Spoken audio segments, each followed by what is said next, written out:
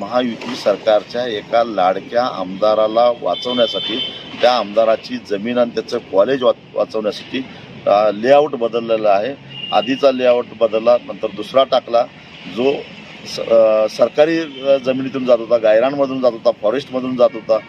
निमशिरगाव, जैनापूर, दानोळी या गावांच्या गायरानमधून जो रस्ता जाणार होता त्यामध्ये मध्येच आमदारांची कॉलेज आलं, वैयक्तिक जमीन आली आणि भूमी अधिग्रहण कायदा दुरुस्ती झाल्यानंतर जो मिळणारा मोबदला आहे तो तुटपुंजा मोबदला आहे आणि त्यामुळे आपल्या लाडक्या आमदाराचा तोटा होऊ नये म्हणून पुन्हा लेआउट बदलला. तो उतळ भागातून टाकला, जिथं महापुराचं पाणी जास्त दिवस रेंगाळतं, म्हणजेच त्या ठिकाणी प्रचंड भरावा टाकावा लागणार आहे. आणि तो भरावा लागल्यानंतर एका बाजूला एक लाडका आमदार वाचवत असताना अख्खी सांगली शहर पाण्यामध्ये जाणार आहे.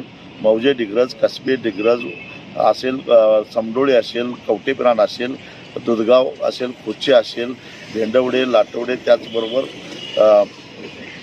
इकडं कवटेसार, दानोळी, कोतळी, उमरवाड या सगळ्या गावांना प्रचंड मोठा पुराचा फटका बसणार आहे.